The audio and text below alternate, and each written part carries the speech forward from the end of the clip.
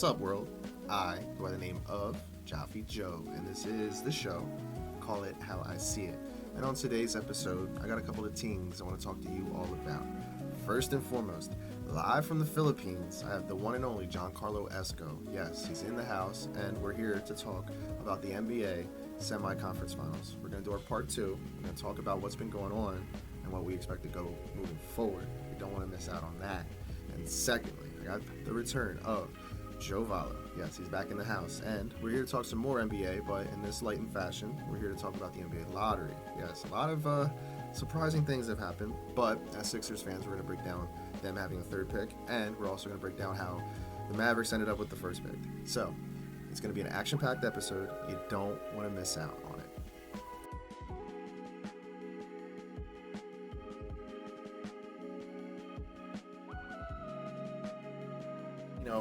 Going back to the Celtics, I mean, like, this is the way the series was, like, with the Knicks having the upper hand and then Boston getting game 3 and stuff. I mean, we saw Boston last year in the Eastern Conference Finals, like, come back from 0-3. So I didn't want to put them out just yet. And given how everything fell in game 4, for the most part, it looked like the Knicks were going to pull off. But I mean, it's just like with this team and everything at 100%, like, you kind of can't count them out. But now without him there, that's a big chunk of it. And now we're going to really see how they, bounce back and move forward coming from this. But like you said, other guys are going to have to step up. Derek White's been a big piece. I mean, Drew Holiday, unfortunately, has been a little nicked up and stuff. But the usage rate for these other guys is going to go up. And then we're going to see other guys like Pritchard and Al Horford. I mean, given too, I mean, you're right to every extent having Jaylen Brown, like the spotlight's now on him. So it's going to be really interesting to see how he handles it moving forward. And I don't know, something tells me they might be able to squeak out a win tonight, and then I think it gets put away within game 6. But we'll see how things really break down tonight, and I'm interested to seeing what you might think happens tonight.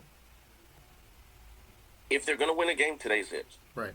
This is it. Right. But even in most cases when teams are down 3-1 and and then that team that's down gets that second win, usually the pressure's on. There's still no pressure on New York, even if they do lose tonight. Right.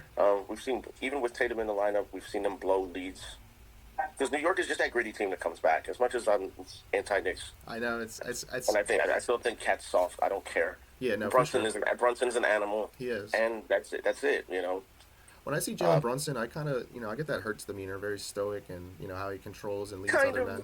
You know what I mean? Yeah. Very I mean, clutch. Brunson shows a little bit more emotion, but it doesn't take much to show more emotion than Jalen Hurts. But for sure. Rings don't lie. We're good. I know, and that's why I mean, he's got 2 rings in college. That does mean a little bit, I guess. But what the focus is now is winning the big title, so that's what it really matters. But I think the Knicks, they're really constructed to beat the Celtics, and then seeing how the Celtics actually had struggles with them, I don't think anybody really saw this coming in. Like, the Knicks struggled with them, in this beginning of the season, and we know how things ended with them. And they fine-tuned things, they've shifted their team, having Cat, be able to play against Porzingis, and the big piece right now that's actually showing big dividends and paying 5 first-round picks is freaking Mikal Bridges, honestly. Like, for what he's been asked to do, especially with Tibbs, we all know how Tibbs runs these guys into the dirt and everything. But seeing what Mikal Bridges has done is really, really incredible. And him and OG and Anunoby, I mean, it's like, if you're gonna build a team in today's modern NBA, and I wish the Sixers would kind of follow this model, it's it's built like this. I mean, you need your wings. It's not traditional, center or off ball. It's just very different. Basketball now. But I actually, as a Sixers fan, me and you sitting here talking about this, you have to give them credit, man. I mean, honestly, what they did in their rebuild, they've tried. I mean, ever since the millennium and their last finals appearance, they've been trying hitting the reset button. But it looks like 25 years later, they finally got this right. And it's kind of crazy to even think that the Mavericks had a backcourt of Jalen Brunson and Luka Doncic, and who could even imagine what it would be now? I mean, they won the lottery, so I mean, I don't know if they're really all complaining or even thinking about that right it's now. rigged. Lottery's rigged, but that's fine. That's for the lottery saved Nico Harrison's job. I'll put it like that. There's a lot of funny stuff, especially when you win it with that 1.8 percentage. But that's for another can of worms. But back to this conference semifinals with the Knicks and Celtics. I mean, tonight I definitely think.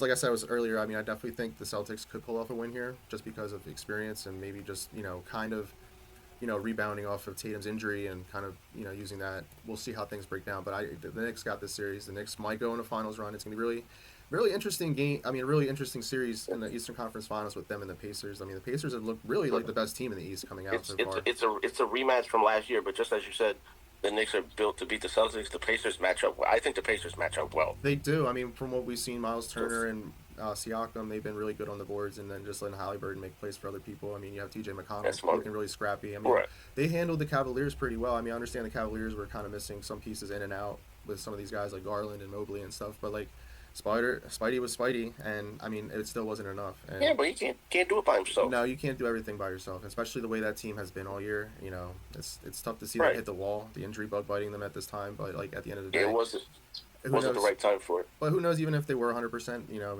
we know we're really familiar with the Cavaliers, at least how this team has been structured the last couple of years. So, you know, who knows with that series? But now I want to kind of move things to the West. I mean, we saw OKC win last night. Now they're up 3-2. What's been some of your observations with that series? I think they're just a younger, deeper team. But Yeah. when you have Jokic, you cannot count yourself out. I think the series goes 7. Oh wow. I'll be honest. Okay. I think it goes 7. Okay.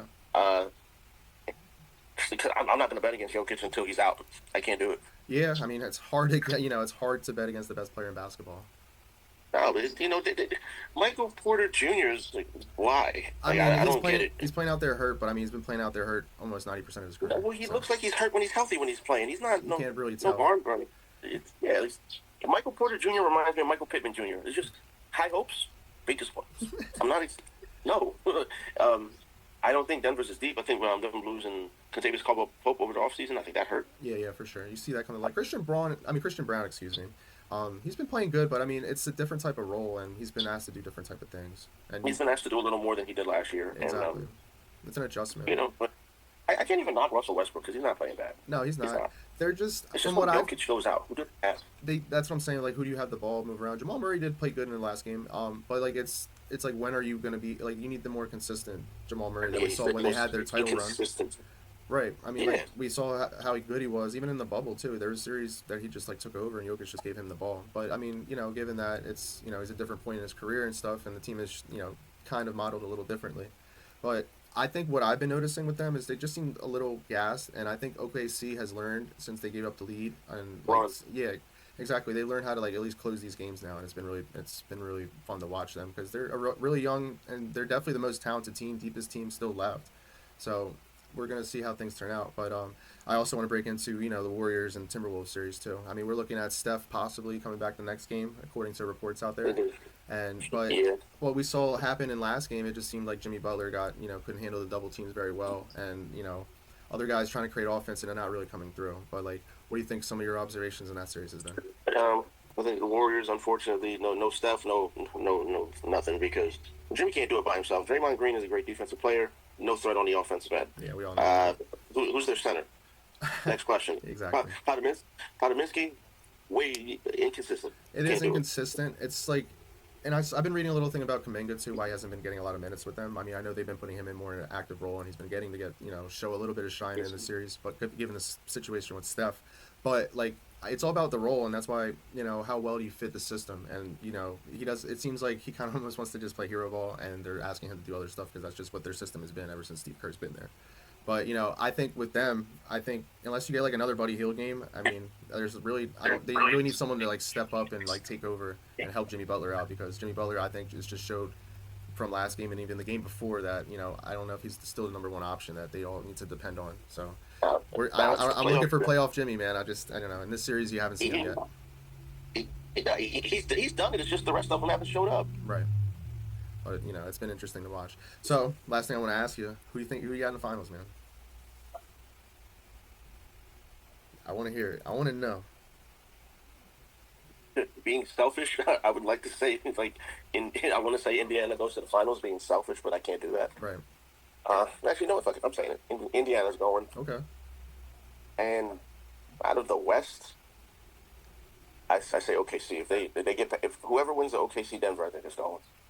All right, that makes sense. I'm not betting against Ant-Man. Ant-Man has played phenomenal basketball. And that's what I wanted to bring up too. I just think the other teams are deeper. No, for sure. And well, not Denver, but OKC's definitely deeper. I definitely think Anthony Edwards here. I definitely think he's definitely showed a lot in the playoffs, and if he knocks out Steph and LeBron in one playoff run, that says It's a lot as it is. it's a legendary run. I actually personally, for me, I want to see the Timberwolves in the finals. I would love, I mean, the NBA could kind of twist and plot, a storyline out of this, having the Timberwolves play the Knicks or something and get Towns. There could be a little fun. If the Timberwolves make it, I would. If the Timberwolves make it, I want to see them play the Knicks. Yeah, I want them to play the Knicks. That'd be an interesting series, and I think definitely help Minnesota out. And I think, if the Knicks are in the finals, it's good for basketball. Just because of everything involved. And somewhere, a big market. Somewhere though, you know who we have not seen, and it really just came to my mind. Where's James Dolan been, man? You haven't seen him on the camera at all. I mean, it's crazy though. It's good. It's almost like less is more. It's like they locked him in the closet somewhere, and he hasn't been on. Hasn't shown his face. And Leon Rose is going to be the face of this operation. It's going to be Leon Rose and Tom Thibodeau. And that's what it should be. James Dolan, go be an owner. Get out. Exactly, or stop kicking out. Stop fighting with fans, kicking them out, flexing your power. He's like, It's really crazy to think though. Stop kicking out your legend at your Yeah, you're kicking out franchise players now. I know, just because of disputes and stuff. I mean, there's ways to handle things, and we've all seen James Dolan handle things the way James Dolan has. And also, it's just crazy to think, though, because, a lot of us remember James Dolan as being, one of the worst owners in sports. But now it's seen where he finally paid the right people to do their job, and now they're paying dividends off of it. And, I give him kudos. And I put James Dolan at a higher level of ownership right now than Josh Harris. So that's just where I'm at. Josh Harris has too many hands in too many different states. I don't like it. I know. It's all about the money, man. It's all about the Benjamins. But, JC, I appreciate you coming on overseas and making a fun episode out of this. I appreciate you. Absolutely. Listen, you enjoy yourself over there, and we will touch base. Yeah. All right, sounds good. See you soon. All right.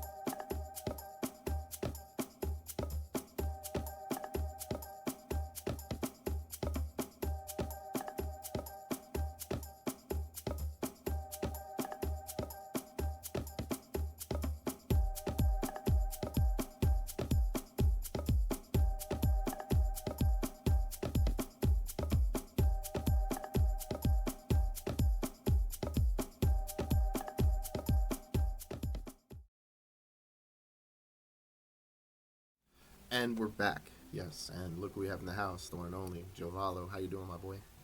I'm doing good, man. What's up?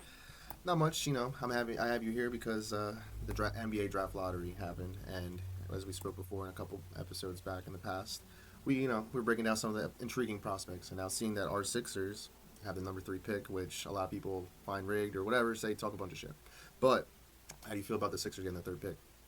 I think we needed it. Yeah. We have an option of letting go Embiid if we want, letting go Paul George if we want, and just restarting over with Maxey and Ace Bailey or whoever we draft, hopefully Ace Bailey. Because I feel like even if they don't start over and they just run it back, I mean, if I were to tell you last year that the Sixers were going to, sit out and they were going to get a top 3 pick and then run it back the next year, you would have been 100% fine with that. Yeah, the way things broke down, yeah. I mean, I'm okay with it now. So we basically, I don't know if last year was a fail. It was definitely worst case scenario last year. We seen what Joel Embiid and Paul George teamed up can be. Now, hopefully, let's flip the coin this year, run it back with some youth, with Maxey, Ace Bailey, hopefully, and some youth, and with the veterans. I wouldn't mind if they do that either. I feel like we're in either one's a good option. No, for sure. I mean, this is where things get interesting. It's like, how do you really construct this team moving forward? I mean, we all know about Joel in and out. I mean, missing games and stuff, and then even Paul George. So it's just going to be interesting. I mean, these guys are getting older, and like you said, adding youth is ideal. You want to have more young guys so these guys can run and do their thing. But it's also just it's hard to just mesh everything into rhythm. And I think that's kind of what we saw happen last year with things and how it broke down and how they kind of just let the wheels fall off in the season. But coming in, I mean, our percentages of getting the 3rd pick in the draft was very low. But I mean, things work out like that. The draft is the draft. I mean, in the lottery, everything involved with that is, I don't know, some hoopla. But us having a 3rd pick is really big. And like you're saying, if we can get a player like Ace Bailey, I think that will really complement well with what we got. I mean, the Spurs, the way the Spurs are broken down right now, you kind of look at them with Fox and even having Castle over there. You wouldn't think they would need a guard, but I mean, after reading some reports today, it seems like they have interest in Dylan Harper, and that could definitely wish, it'd be like a godsend, honestly, because I think Ace Bailey right now would fit the Sixers the best, and I think you can plug him in, and then he'll actually contribute and do well too. I mean, there's some other kids out there that are good too.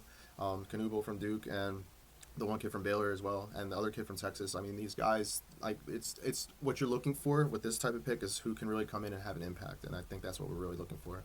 But I mean, I'm with you, Joe. I mean, if we can get Ace Bailey, I mean, I think this could really, really, really look out really well for us. And I actually think on top of it too, this is like Daryl Morey's last chance, man. Honestly, if like he strikes out with this draft and having this type of pick, like I don't think he's gonna be sticking around much longer. I mean, I think his whole ideas and how he's trying to formulate a team to contend doesn't really come to light. But I mean, if you can hit this one out the park and have it mesh in, I definitely think this will help him out and plead his case with the Sixers moving forward. So I mean, he got a good one last year too with Jared. he's been doing well with the draft. We definitely can like, given everything that's happened with his term being the Sixers president of operations. Like he's definitely with Maxey and McCain, it's definitely been a good pickup. Even Boner last year is a good pickup, and some of these other guys that they used, like they're definitely getting good value and bringing the best out of them. It's just a shame we didn't get to see the full version of McCain. But like I said, if there's a strength to Daryl Morey, I think maybe the draft could be a strength, and then we'll definitely see what he does with the third pick here. I'm thinking the Spurs might trade the second pick and get superstar to. Well, they got De'Aaron Fox, but right. They might be able to get a Giannis, or if they trade Stephen Castle on the second pick, that's not a bad option for Giannis. If you're the Bucks, no. First team I'm calling if I'm the Bucks though is OKC. Really? You can get Jalen Williams, and you can get a shitload of draft picks with like Casey Wallace or Lou Dort or something. Yeah. For Giannis, and then you got Giannis and Shea. Right. That's not bad. No, for sure. I mean, like you definitely. I mean, out of all these teams in the NBA, we can all agree that OKC has the most young depth that's ready to play right away, and then you can just like plug it in and out a lot of those pieces that you were mentioning, and that's going to be a big question mark too, even with Giannis. Like it seems like this whole thing in Milwaukee seems like it's starting to go south and south each year, as they're not making it past like the first round and losing and stuff. So he is a big piece. It looks like he could be moving. So like a team like the Thunder could present the best package, but.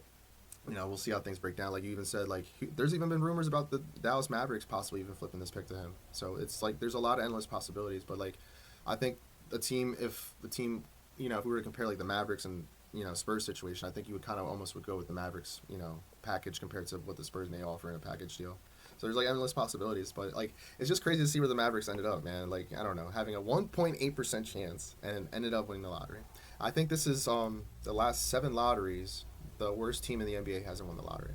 I feel bad for like it's crazy, and I feel bad for like a team like the Jazz. You know what I mean? Like they were like horrible, or even like the Hornets too. Like they're in the Final Four, and they like really had no chance of even getting a top 3 pick. I feel like that just gives the NBA an option of people saying that it could be rigged. Why don't they just leave it the way it is? Yeah, I mean, because there's this whole notion of just like, oh well, we're sending a promising player to a bad franchise, and he might not like flourish in the way that he should flourish. But honestly, at the end of the day, like in other sports, that's broken down like that. So I mean, to have the NBA do this, the NHL does this lottery crap now too. I'm just like, I'm not really big on the lottery. It's a lot of gathering and a money grab, but for TV. But like at the end of the day, like I don't know. I think they should like let the worst teams be able to get that pick, because at the end of the day, they need that pick more than these other teams. You know what I mean? And the last time that this shit happened, I mean, the Hawks got it last year. Nobody was really talking about that. Right. But the Hawks aren't a bad team. No. Now, this year, the Mavs. the Mavs, they're not a bad team at all. No, they had a stipulation where they had another team's pick, and that's why they ended up with it. But, I mean, still to have only 1.8% chance, like, they really had, I think, possibly the lowest odds. Yeah, that shit doesn't make sense to me. Like it doesn't make any sense. Even for like I don't know, for the Spurs and the Sixers to end up where they were. I mean, three of these teams with these 3 picks can all become contending teams. Like they really can, and they could really push the needle in a direction for them moving forward. So this actually might be like the most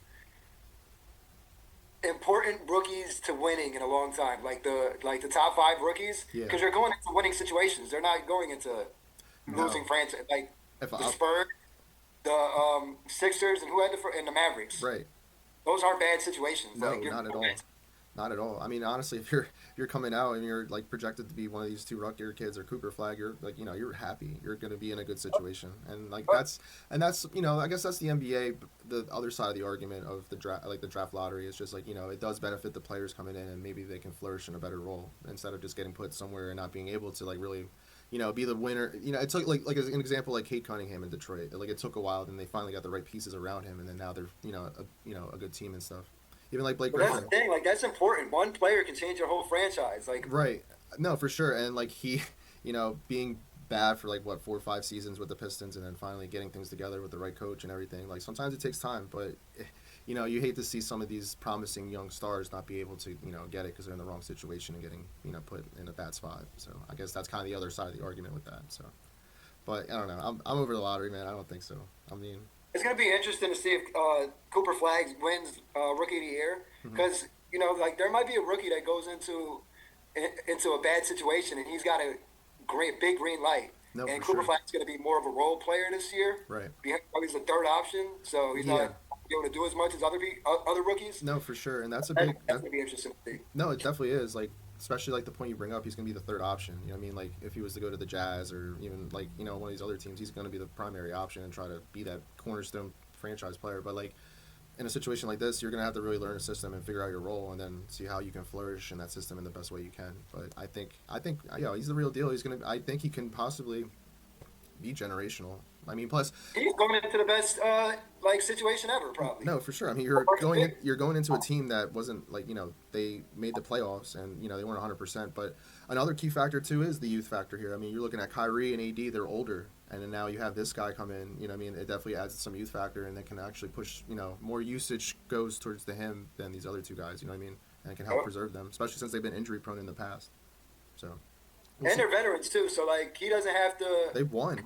The situation of whose team is going to be like it's not his team right now, but it's going to be his team. Right, they're almost like they're prepping him to get to that point. Yeah, exactly. But they're winners too. I mean, like they can go on runs and stuff. Like Kyrie had his run last year too, and even AD learning how to win with in the Lakers. So they can definitely be good mentors for him. So it's definitely a good situation for him.